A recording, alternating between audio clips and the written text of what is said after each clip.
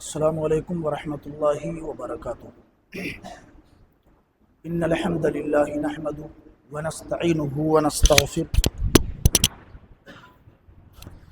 ونعوذ باللہ من شرور انفسنا ومن سیئات اعمالنا من يهده الله فلا مضل له ومن يضلل فلا هادي له واشهد ان لا اله الا الله واشهد ان محمدا عبده ورسوله فإن خير الحديث كتاب الله وخير الهدي هدي محمد صلى الله عليه وسلم وشر الأمور محدثاتها وكل محدثة بدعة وكل بدعة ضلالة وكل ضلالة في النار. أعوذ بالله من السميع العليم من الشيطان الرجيم. بسم الله الرحمن الرحيم. والذين يبيتون لربهم سجدا وقياما والذين يقولون ربنا اصرف عنا عذاب جهنم إن عذابها كان غراما إنها ساءت مستقرا ومقاما. قابل صد احترام سامعین، دینی اور ملتی بھائیوں، اللہ تعالیٰ کا بہت بڑا فضل اور رب العالمین کا احسان ہے کہ اس نے اپنے مقدس گھر میں ہم سب کو اکٹھا ہونے کی توفیق عنایت فرمائی۔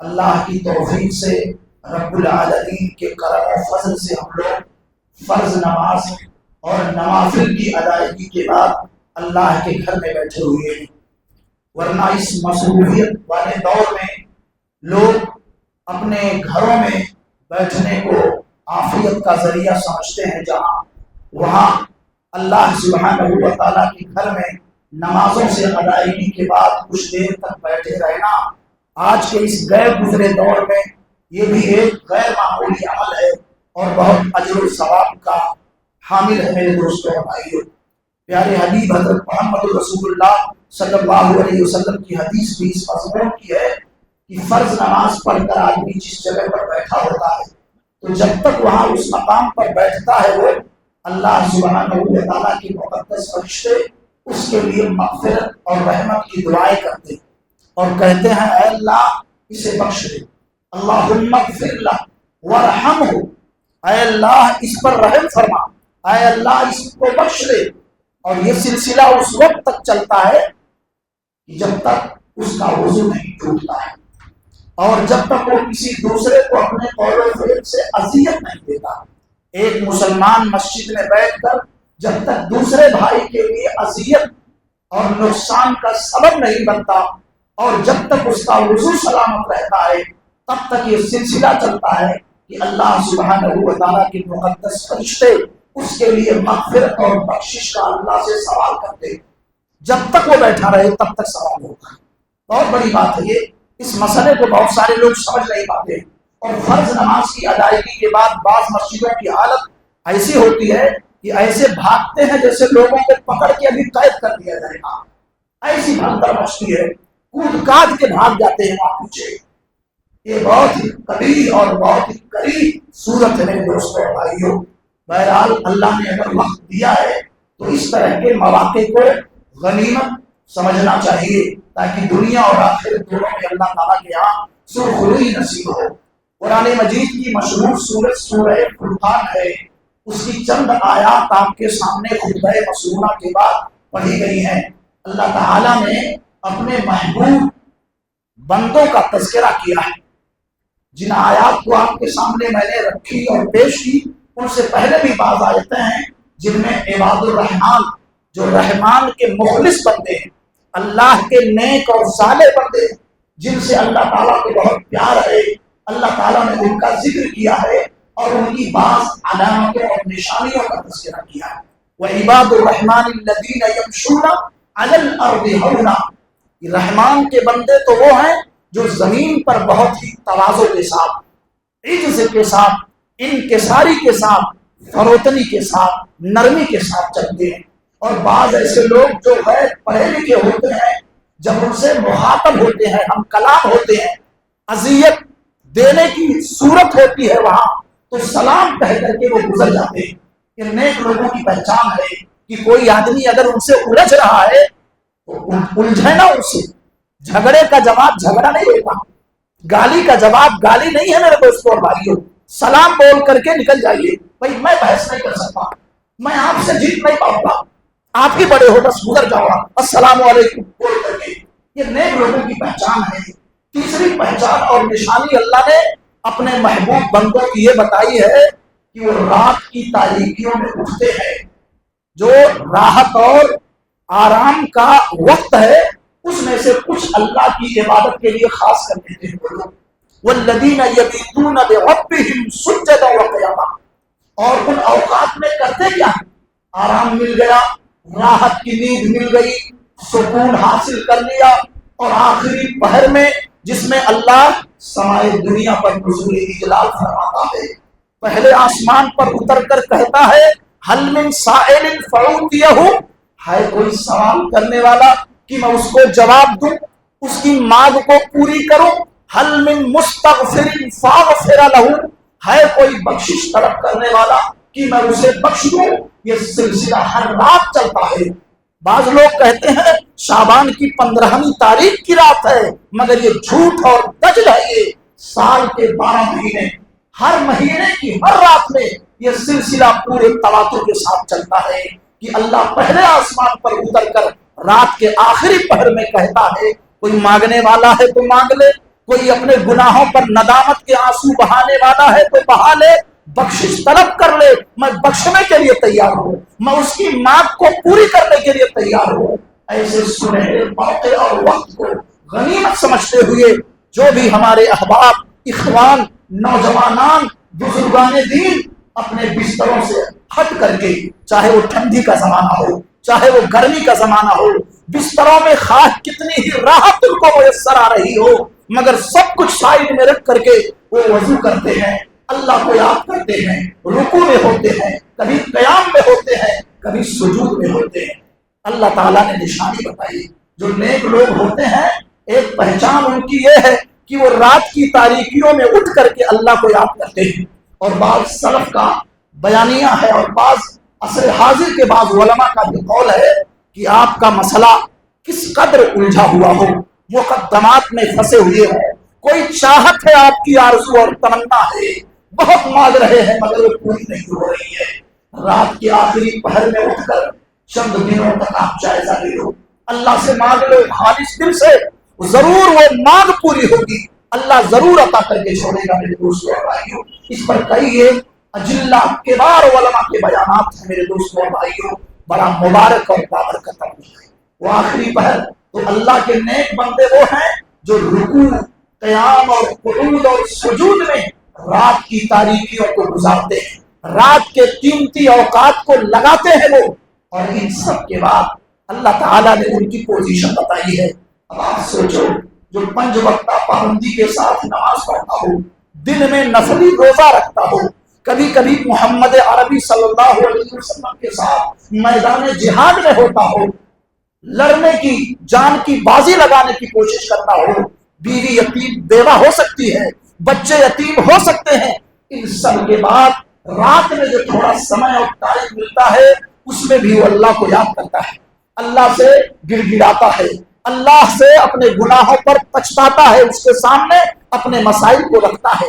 इन सब के बाद, इन खूबियों के बाद, इन अच्छाइयों के बाद अल्लाह ताला ने उनकी एक और निशानी और अलामत बताई है कि वल्लज़ीना यक़ूलूना रब्बना स्रिफ़ अन्ना अज़ाब जहन्नम। इन सब के बाद, इन तमाम परहेजगारी, तक़वा, शिआरी, लिल्लाहियत, खुलूस, इनामत, खशियत के बाद भी जानते हैं वो कहते हैं अल्लाह उस जहन्नम से बचा लेना, उस जहन्नम से बचा लेना, इन्ना अज़ाबहा काना गरामा, जिसका अजाब चिमट जाने वाला है, जिसको पकड़ लेगा वो जल्दी छोड़ने के लिए तैयार नहीं होगा। शदीद अजाब, अलीम अजाब, दर्दनाक अजाब है।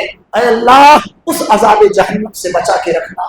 इतनी परहेजगारी, नवाफिल का एहतमाम, फराइज की पाबंदी, मैदान कारज़ार में जान की बाजी लगाने की तमाम तर कोशिश, दिन में भूखा प्यासा रहना, गुर्बत इफलास की जिंदगी गुजारना, अल्लाह सुब्हानहू व तआला के बताए हुए कवानीन और ज़ाब्ते पर अमल करना, इन सब के बावजूद एहसास बर्तरी के वो शिकार नहीं होते, घमंडी नहीं होते, गुरूर और पिंदार के शिकार नहीं होते, بلکہ اللہ تعالیٰ کے سامنے اپنے آپ کو کمزور ثابت کرتے ہیں، دعا کرتے ہیں کہ کہیں جہنم کی زد میں ہم نہ آ جائیں، کہیں ہماری پکڑ نہ ہو جائے، کہیں عذاب جہنم میں ہم عذاب جہنم کا شکار نہ بنا دیے جائیں۔ یہ خوف ہے، یہ ڈر ہے، یہ اللہ والوں کی اللہ تعالیٰ نے پہچان بتائی ہے۔ اور صحابہ ان آیات کے مصداق میرے دوستوں اور بھائیوں، جنہیں ہم سلف صالحین کہتے ہیں، تمام تر نیکیوں کے بعد، تمام تر پرہیزگاریوں کے بعد کبھی بھی وہ پندار کے شکار نہیں ہوتے، ہمیشہ اپنے آپ کو چھوٹا سمجھتے تھے، اپنے آپ کو معمولی سمجھتے تھے اور اللہ سے مسلسل گر گراتے تھے، روتے تھے۔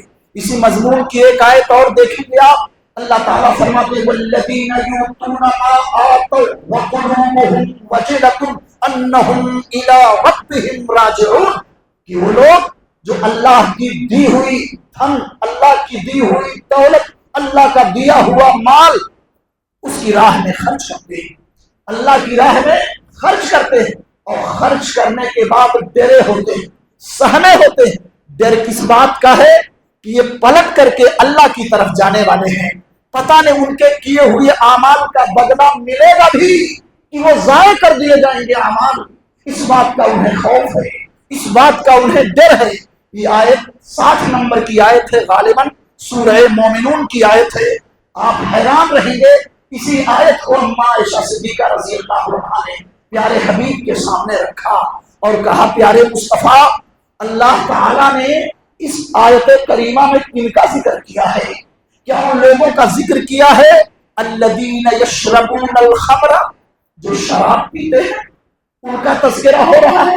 اللہ کہتے ہیں کہ ہمارے دیے ہوئے مال کو ہماری راہ میں خرچ کرتے ہیں وہ لوگ، پھر بھی ڈرے ہوتے ہیں، ان کے دل اندر سے کپ کپاتے ہیں کہ ہمیں پلٹ کر کے اللہ کی طرف جانا ہے، اللہ کا مواجہہ اور رب کا سامنا کرنا ہوتا ہے، کرنا پڑے گا۔ اس بات کا انہیں کبھی امکان ہے اور اندیشہ ہے، یقین رکھتے ہیں وہ اور ڈرے رہتے ہیں۔ اماں نے پوچھا پیارے حضور، پیارے حبیب، یہ کون لوگ ہیں؟ یہ شراب پینے والے لوگ ہیں جو ہمیشہ ڈرے رہتے ہیں، اندر سے بہت زیادہ بے چینیاں جن کے ہاں ہیں، نیکیاں کرتے ہیں پھر بھی ڈرے رہتے ہیں، یہ کون لوگ ہیں؟ یہ شراب پینے والے لوگ ہیں۔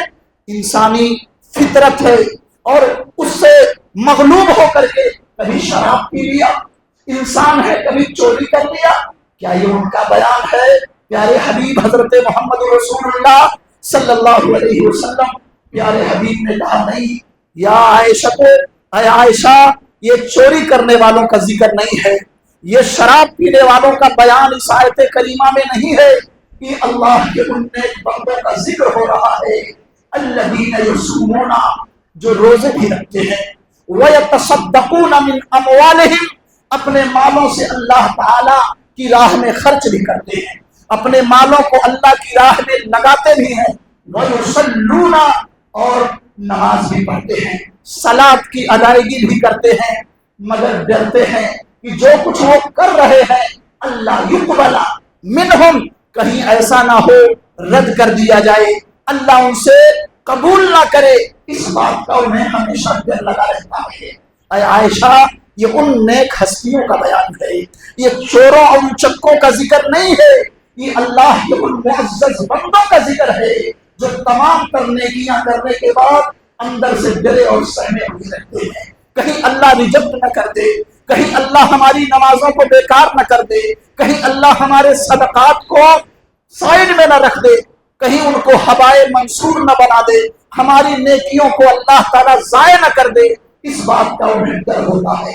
ان سب کے باوجود خیر کی طرف، بھلائی کی طرف وہ لوگ سبقت کرتے ہیں، ڈرتے بھی ہیں، خرچ بھی کرتے ہیں، وہ نماز بھی پڑھتے ہیں، وہ صدقہ بھی کرتے ہیں، وہ روزے بھی رکھتے ہیں، وہ اور اس کے باوجود خیرات کی طرف، اچھے کام جتنے بھی ہیں، چھوٹے ہوں یا بڑے ہوں، ان سب کی طرف پیش قدمی کرتے ہیں۔ یہ اللہ کے نیک بندوں کا ذکر ہے۔ یہ 2 3 4 آیتیں آپ کے سامنے اور ایک حدیث مصطفیٰ آپ کے سامنے میں نے رکھ کر کے آپ کو یہ بتانا چاہا ہے کہ میرے دوستوں اور بھائیوں، تمام تر اچھائیوں کے بعد، نیکیوں پر باقی رہنے کے بعد اپنے دل میں خوف رہنا چاہیے، اللہ کا ڈر رہنا چاہیے، اس بات کا احساس ہو کہ کہیں اللہ تعالیٰ ناراض نہ ہو جائے، ہمارے جو بھی اچھے اعمال ہیں کہیں اللہ تعالیٰ انہیں ضائع نہ کر دے، ریا شامل نہ ہو جائے، دکھاوا شامل نہ ہو جائے، غرور کی وجہ سے ہمارے اچھے اعمال بیکار نہ کر دیے جائیں۔ اس بات کی فکر ہمارے نوجوانوں کو بھی ہونی چاہیے، ہمارے بزرگوں کو بھی ہونی چاہیے، ہمارے نیک اور صالحین بھائیوں کو بھی ہونی چاہیے، کیونکہ اللہ کا معاملہ ہے میرے دوستوں بھائیوں، کہاں خطا ہو جائے، کہاں چوک ہو جائے، کہاں کچھ مس انڈر اسٹینڈنگ ہو جائے اور اللہ تعالیٰ غضبناک ہو جائے، سارے نیک اعمال پر پانی پھر جائے، کچھ پتہ نہیں میرے بھائیوں۔ اس لیے اس بات کو ہمیشہ ہمیں ذہن میں رکھ کر کے آگے بڑھنے کی کوشش کرتے رہنا چاہیے۔ سلف صالحین صحابہ کرام کو جب ہم دیکھتے ہیں، اس سے پہلے میں ایک حدیث مصطفیٰ آپ کے سامنے رکھوں۔ سنن ابن ماجہ کی روایت ہے، پیارے حبیب حضرت محمد رسول اللہ صلی اللہ علیہ وسلم نے سوال سے آ کر کے ایک انصاری صحابی نے سوال کیا، پیارے حبیب ای المومنین افضل، مومن تو بہت سارے لوگ ہیں، بہت سارے ہیں، مگر ان میں سب سے بیسٹ مومن کون ہے؟ سب سے زیادہ فضیلتوں والا، سب سے زیادہ حیثیتوں والا، سب سے زیادہ اللہ کا محبوب اور رب کا قریبی مومن کون ہے پیارے حبیب، ذرا بتائیے۔ تو پیارے حبیب حضرت محمد رسول اللہ صلی اللہ علیہ وسلم نے انصاری صحابی کے سوال کا جواب دیتے ہوئے کہا، میرے صحابی احسنہم خلقا، مومنوں میں سب سے زیادہ فضیلت والا، سب سے زیادہ اللہ کا محبوب اور اللہ کا برگزیدہ بندہ وہ ہے جس کے اخلاق سب سے بہتر ہو۔ اخلاق بہتر ہونے کا مطلب یہ نہیں کہ رات رات بھر سوشل ورک کرو آپ اور نمازوں سے غائب رہو۔ اخلاق بہتر ہونے کا مطلب یہ نہیں کہ آپ کی زندگی مزاروں پر گزر رہی ہو اور شرکیہ اعمال میں گزر رہی ہو، چادریں بانٹ رہے ہو، کہیں برج کے نیچے بیٹھے ہوئے لوگوں کو کھانا کھلا رہے ہو۔ ایسے ہم نے کئی لوگوں کو دیکھا ہے جنہوں نے اللہ کے حقوق کو فراموش کر دیا ہے۔ مسجدوں میں کبھی کبھار وہ بھی جاتے ہیں، من مرضی کے مطابق وہ نمازیں پڑھتے ہیں، موڈ ہوتی ہے نماز میں آ گئے اور ویسے اذان ہو رہی ہے، جماعت شروع ہے، میں نے اپنی بلڈنگ میں کئی لوگوں کو دیکھا ہے، ایسا لگے گا یہ دین کے سب سے بڑے داعی ہیں، وہ منحرف قسم کے لوگ ہیں، جماعت اسلامی خیال کے لوگ ہیں۔ اللہ کی قسم رب کی مسجد میں پوری ذمہ داری کے ساتھ بولتا ہے، باتیں کریں گے ایسا محسوس ہوگا ان سے بڑا سوشل ورکر کائنات میں کوئی نہیں ہے، مگر اللہ کے حقوق کی مخالفت ہوتی ہے۔ من میں آیا نماز پڑھ لیا، رات بھر رات کے 2 بجے تک 10-20 لوگوں کو لے کر کے بیٹھی ہوئی ہیں، گفتگو ہو رہی ہے، ایسا ہونا چاہیے، فلاں کو ایسا کرنا چاہیے، انڈیا میں یہ انقلاب آنا چاہیے، مگر نتیجہ صفر ہے، فجر میں اکثر غائب ہے۔ یہ مطلب نہیں ہے میرے دوستوں اور بھائیوں، مطلب یہ ہے اللہ کے حقوق کا بھی لحاظ ہو، مسجدیں بھی آباد رہیں، لوگوں کے حقوق کا خیال ہو۔ جس معاشرے میں آپ رہ رہے ہو اس معاشرے کے کچھ تقاضے ہیں، ذمہ داریاں ہیں، وہاں سکون ہو، امن و راحت ہو، ایک دوسرے کے لیے کھڑے ہو جاؤ۔ ظلم ہو رہا ہے، ظالم کی پنجے استبداد کو موڑ دو، کسی کے اوپر زیادتی ہو رہی ہے اس کے اگینسٹ میں کھڑے ہو جاؤ۔ بھائی کیوں زیادتی ہو رہی ہے، کیوں ستا رہے ہو آپ؟ سماج اور معاشرے کے ہیرو بن جاؤ۔ سماج اور معاشرے کو آپ جیسے نوجوانوں کی ضرورت ہے، آپ جیسے لوگ یتیموں کے کام آؤ، بیواؤں کے کام آؤ، غریبوں کے کام آؤ، مظلوموں اور بے کسوں کا سہارا بن جاؤ۔ یہ مطلب ہے اچھے اخلاق کا مظاہرہ کرو، مسکرا کر کے ملو، کبھی آپس میں کہا سنی ہو جائے، کس سے نہیں ہوتا ہے۔ دوستوں بھائیوں بھول جاؤ، یہ سوچ کر کے بھول جاؤ کہ کہیں یہ اللہ کے گھر سے دور نہ ہو جائے۔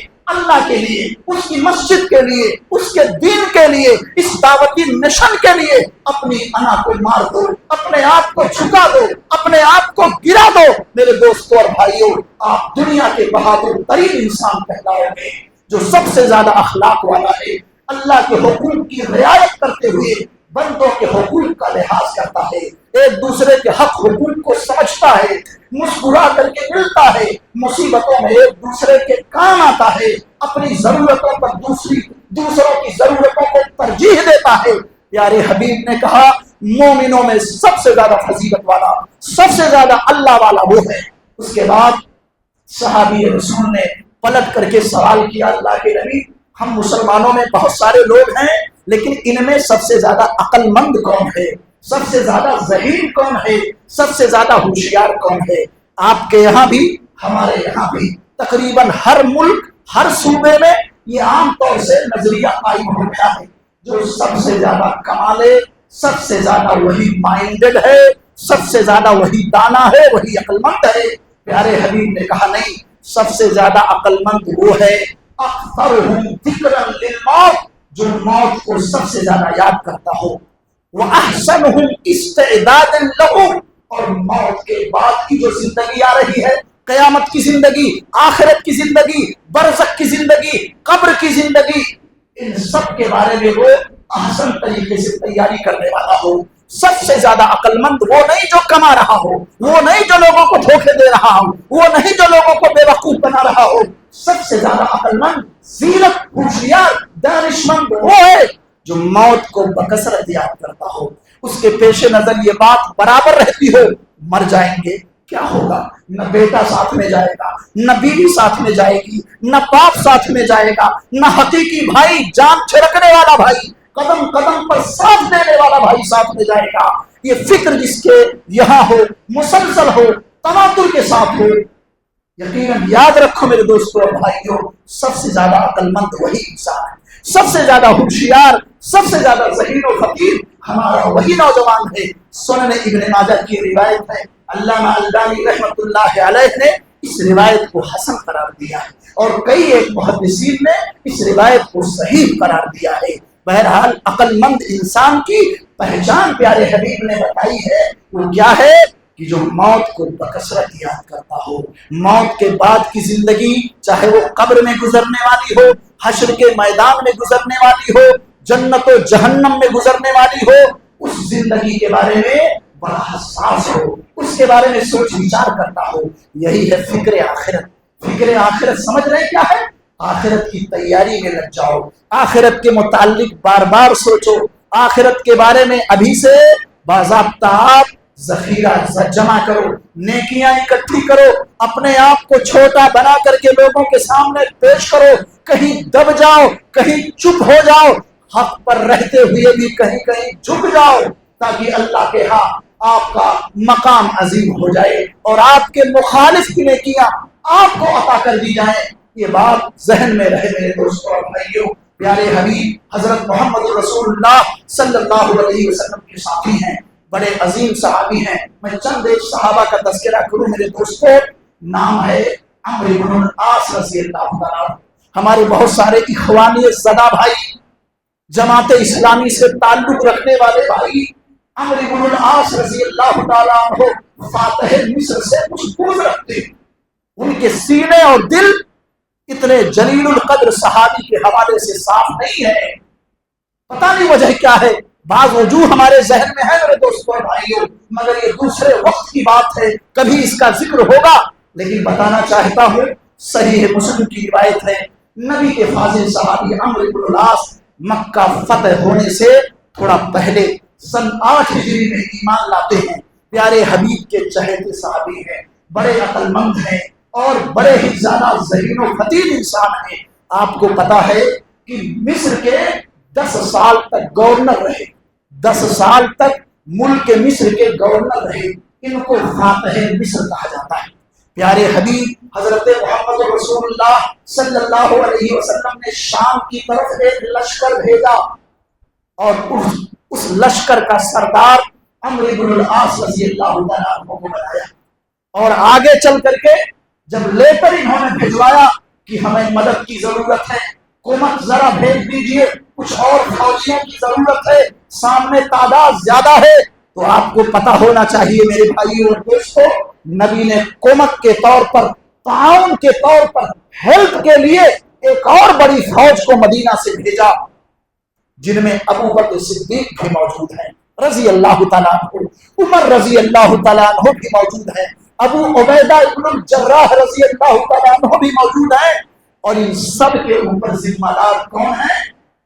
حضرت عمرو بن العاص رضی اللہ تعالیٰ عنہ۔ اور اس جنگ کا نام جنگ ذات السلاسل ہے، جس میں مخالفوں نے، دشمنوں نے اپنے آپ کو زنجیروں میں جکڑ رکھا تھا کہ آج کچھ بھی ہو مسلمانوں کو پسپا کرنا ہے، ان کو پیچھے ہٹانا ہے اور ہم اپنی جگہوں پر قائم رہیں گے. زنجیروں میں اپنے آپ کو باندھ لیا تھا, پیچھے نہیں ہٹیں گے کچھ بھی ہو جائے.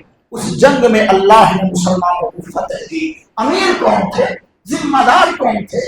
حضرت عمرو بن العاص رضی اللہ عنہ. صحیح مسلم کی لمبی روایت ہے, مختصر انداز میں آپ کے سامنے بات رکھوں. یہ وہ لوگ تھے جن کے اوپر ہم مسلمانوں کو ناز ہے. یہ وہ لوگ تھے جن کی بخشش کا اعلان اسی دنیا میں ہو گیا تھا, مگر اس کے باوجود ان کے سینوں میں اللہ کا خوف بہت زیادہ تھا. وفات سے پوچھ رہے کیا پتا ہے موت ہو جائے گی, کسی کو معلوم نہیں. بیماریاں ہوتی ہیں, آدمی اپنی زبان سے کبھی کبھی بول دیتا ہے شاید میں نہ بچوں. اب اسی میں اگر موت ہو جائے تو گھر والے سمجھتے ہیں بھلا کے ابا کو تو پتا چل گیا تھا کہ مرنے والے ہیں, یہ موت سے پہلے ہی کچھ نہ کچھ بول کے چلے گئے تھے. حالانکہ وہ ایک امکان ہوتا, ایک شبہ ہوتا, بے چینی میں ہوتا ہے آدمی, کچھ نہ کچھ زبان سے نکل جاتی ہے, اس میں یہ فکر بھی دامنگیر ہوتی ہے شاید میں بچوں گا نہیں, اور اسی پر موت ہو جاتی ہے. گھر والے ہلہ مچا دیتے ہیں کہ حضرت کو تو موت سے پہلے ہی پتا ہو گیا تھا کہ ہم بچنے والے نہیں ہیں, جبکہ کسی کو معلوم نہیں ہوتا ہے. روح قبض کرنے والا جو ملک الموت ہے, رب قدوس کی قسم کھا کے کہتا ہوں اس کو بھی نہیں پتا ہوتا ہے. ہمیں کس کی روح قبض کرنے کا ابھی سیکنڈوں میں حکم ملنے والا ہے, اس کو بھی پتا نہیں ہوتا. میرے دوستوں اور بھائیوں, یہ رب کا معاملہ ہے, اللہ نے اسے کسی کے اوپر منکشف نہیں کیا, ظاہر و واضح نہیں کیا ہے. عمرو بن العاص رضی اللہ تعالیٰ عنہ شدید بیماری میں مبتلا ہیں, ایسا لگ رہا ہے کہ اب میں بچنے والا نہیں ہوں. رو رہے ہیں بلک بلک کر. ان کے بیٹے عبداللہ آتے ہیں, بیٹے بھی صحابی ہیں, باپ بھی صحابی ہیں. کہتے ابا روتے کیوں؟ اما بشرک رسول اللہ, کیا رسول اللہ نے آپ کو بشارت نہیں دی؟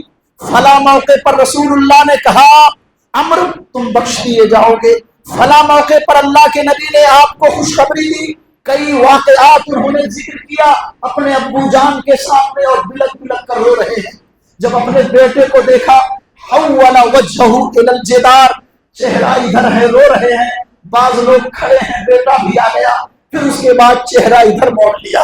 صحابی رسول میں اللہ کی اطاعت کرنے والے ہیں, نبی کے ادنا اشارے پر مر جانے والے, کٹ جانے کا عزم رکھنے والے صحابی ہیں, بلک بلک کر رو رہے ہیں. بیٹے نے تسلی دیا, تمام تسلی کے بعد سسکیاں بدھی ہوئی ہیں, چپ نہیں ہو رہے ہیں.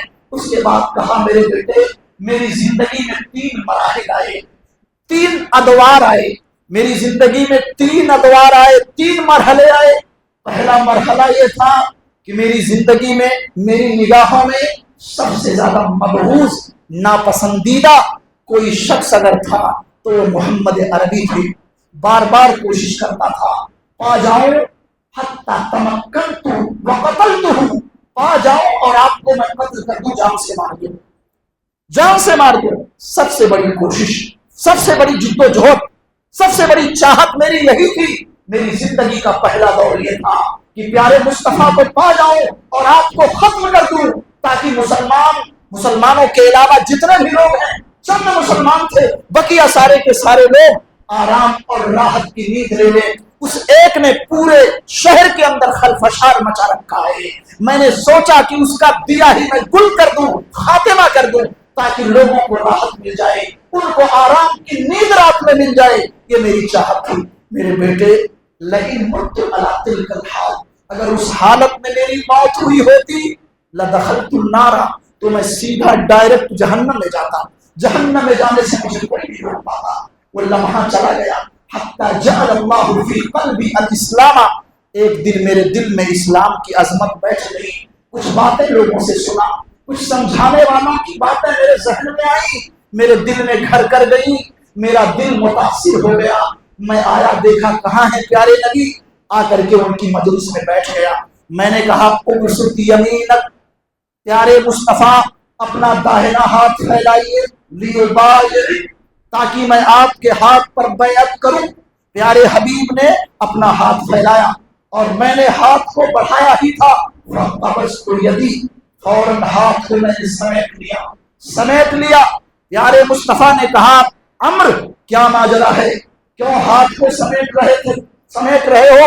آئے تھے بیعت کرنے کے لیے, اسلام لانے کے لیے ہاتھ پیچھے کیوں کر رہے ہو؟ وجہ کیا ہے؟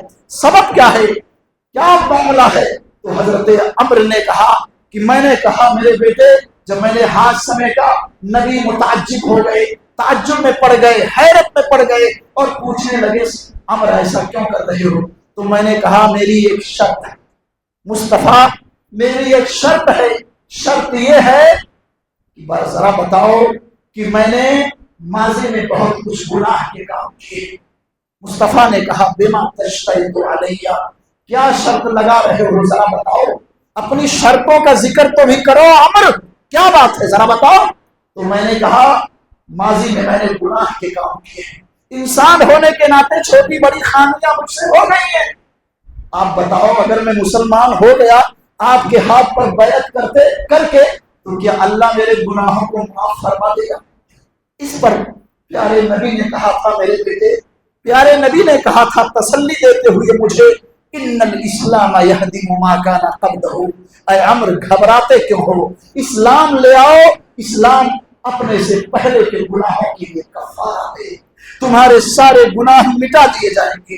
اسی موقع پر پیارے حبیب نے کہا تھا ان الحج یہدم ما کان قبلہ، حج بھی اپنے سے پہلے کے گناہوں کا کفارہ ہے۔ اسی موقع پر پیارے رسول نے کہا تھا ان الہجرۃ تہدم ما کان قبلہا، ہجرت کر کے ایک بستی سے دوسری بستی میں جب جاتا ہے ایمان کی حفاظت کے لیے، آبرو کی حفاظت کے لیے، بچوں کے تحفظ کے لیے، تو اس سے بھی اس کے پچھلے گناہ معاف ہو جاتے ہیں۔ ان تین باتوں کا ذکر کیا میرے بیٹے، میں نے کہا پیارے حبیب ہاتھ بڑھائیے، بیعت کیا مسلمان ہو گیا۔ میرے بیٹے جب سے میں نے بیعت کیا تب سے لے کے پیارے مصطفیٰ کے دنیا سے جانے تک کبھی نبی کے چہرے پر نگاہ گاڑ کے نہیں دیکھا، نبی کے چہرے پر نگاہ جما کے ٹکٹکی باندھ کر نہیں دیکھا۔ کیوں؟ تعظیم لہو، ادب میں، محبت میں، پیار میں کہیں نبی کی گستاخی نہ ہو جائے۔ نبی کے چہرے پر نگاہ جما کر آپ کو دیکھوں کیسے، کہیں اللہ اسے گستاخی پر محمول نہ کر دے۔ یہ صحیح ہے مسلم کے الفاظ، صحیح ہے مسلم کے الفاظ۔ اور اے میرے بیٹے وَلَئِن سُئِلْتُ أَنْ أَصِفَ، اگر کوئی مجھ سے پوچھ لے کہ نبی کے چہرے کا وصف بتاؤ، وہ آصفہ وصف یصف، اگر کوئی پوچھ لے کہ نبی کے چہرے کا وصف بتاؤ، نبی کا چہرہ کیسا تھا، نبی کی ناک کیسی تھی، نبی کی آنکھیں کیسی تھی، نبی کی پیشانی کیسی تھی، واللہ ما اطقت، اللہ کی قسم میں طاقت نہیں رکھ سکتا، میں نہیں بتا پاؤں گا، کیونکہ میں نے نبی کے چہرے کو نگاہیں جما کر، نگاہیں گاڑ کر، توجہ سے، دھیان سے، کیئرفلی پوری زندگی میں نہیں دیکھا، نہیں دیکھا، صرف ادب کی وجہ سے، محبت کی وجہ سے، نبی کے احترام میں نے ایسا کیا۔ اگر کوئی پوچھ لے کہ نبی کا حلیہ بتاؤ، نہیں بتا سکتا۔ تو میری زندگی کا دوسرا دور تھا میرے بیٹے، اگر میں اس حالت میں مر گیا ہوتا لدخلت الجنہ، تو مجھے امید تھی کہ میں جنت میں چلا جاتا، لیکن میری زندگی میں ایک تیسرا دور آیا، صحیح ہے مسلم کی لمبی روایت ہے میرے دوستوں، میری زندگی میں ایک تیسرا دور آیا، وہ یہ ہے اننی الیت اشیاء، مجھے چند ذمہ داریاں دی گئی، مجھے گورنری کی طرف اشارہ کر رہے ہیں، مصر کے گورنر بنا دیے گئے، 10 سال تک مجھے کچھ ذمہ داریاں دے دی گئی، مجھے والی بنا دیا گیا، ذمہ دار بنا دیا گیا۔ میرے بیٹے ڈر ہے، خوف ہے، بار بار بے چینی کا شکار ہوتا ہوں میں کہ اس زندگی میں، اس تیسرے مرحلے میں نے کسی کو اوپر ظلم کر دیا ہو، کسی کے ساتھ ناانصافی ہو گئی ہو، ذمہ داری جب ملی تھی اس وقت میں نے کسی کو برا بھلا کہہ دیا ہو، میرے ساتھ کسی کی حق تلفی ہو گئی ہو، میرے ہاتھوں کسی پر زیادتی ہو گئی ہو، اور اللہ مجھے پکڑ لے، گرفت کر لے، اسی پر مجھے بہت خوف ہے، اسی کا مجھے بہت اندیشہ ہے، اسی پر میں روئے جا رہا ہوں، تسلی نہیں ہو رہی ہے، بار بار میں پریشان رہتا ہوں کہ کہیں اللہ گرفتار نہ کر دے، کہیں اللہ پکڑ نہ لے۔ جو ذمہ داریاں مجھے دی گئی تھی ان ذمہ داریوں کی وجہ سے ان میں کہیں پر کوئی کمی کوتاہی ہو گئی ہو مجھے انسان سے، اور اللہ کے ہاں مجھے گرفتار کر دیا جائے، اس بات کا ڈر ہے۔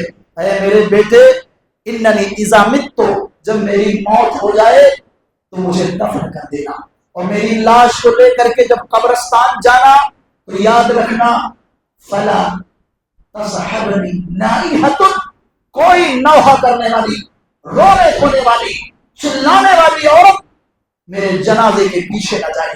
عربوں میں یہ رواج تھا کہ جو جتنا بڑا آدمی ہوتا تھا اس کے لاش کے پیچھے پیچھے، اس کے جنازے کے پیچھے پیچھے رونے والیوں کی اور والوں کی بڑی کثرت ہوتی تھی۔ جتنا زیادہ پیسہ والا، جتنا بڑا امیر، اتنے زیادہ اس کے جنازے کے پیچھے رونے والے ہوتے تھے۔ نہ کوئی آگ جائے، نہ کوئی رونے والی جائے۔ اے میرے بیٹے، جب مجھے قبر میں لٹا دینا فشنوا علی التراب، جلدی مت مچانا۔ آج لوگ جلدی جلدی مٹی اٹی ڈال کے بھاگتے ہیں، بھاگتے بچتی ہے وہاں سے بھی ذرا اس سے پوچھو جس کا بیٹا دنیا سے چلا گیا ہے، اس سے ذرا پوچھو جس کی بیوی جوان حالت میں چلی گئی ہے، ذرا اس عورت سے، اس میری بہن اور بیٹی سے سوال کرو جس کے جوان شوہر کی وفات ہو گئی ہے۔ آپ جو جلدی سے بھاگتے ہو اور آخر کی دعائیں بھی نہیں پڑھتے ہو جو آخر کا حق ہے، مصطفیٰ نے تعلیم دی ہے کہ ثابت قدمی کا سوال کرو، ثابت قدمی کا سوال کرو، اس کی مغفرت کا سوال کرو، فَإِنَّهُ الْآنَ يُسْأَلُ، کیونکہ ابھی ابھی اس سے پوچھا جائے گا قبر میں۔ اس کی بھی آپ پرواہ نہیں کرتے ہو اور بہت جلدی مچاتے ہو۔ اے میرے بیٹے، مجھے قبر میں ڈالنا اور مٹی تھوڑا آہستہ آہستہ گرانا، آہستہ آہستہ گرانا، دفنانے کے بعد کچھ دیر تک میرے قبر کے آس پاس کھڑے رہنا۔ کتنی دیر تک؟ حتی تنحر الجزور ویقسم لحمها، اتنی دیر تک جتنے میں ایک اونٹ ذبح کر کے اس کے گوشت کو بوٹیوں میں تقسیم کر کے اور ادھر ادھر بانٹ دیا جائے، اتنی دیر تک میری قبر پر کھڑے رہنا۔ حتی استانس بکم، تمہاری دعاؤں سے مجھے انسیت ملے گی۔ تم کھڑے رہو گے، دعا کرو گے تو مجھے انسیت ملے گی، فائدہ ملے گا۔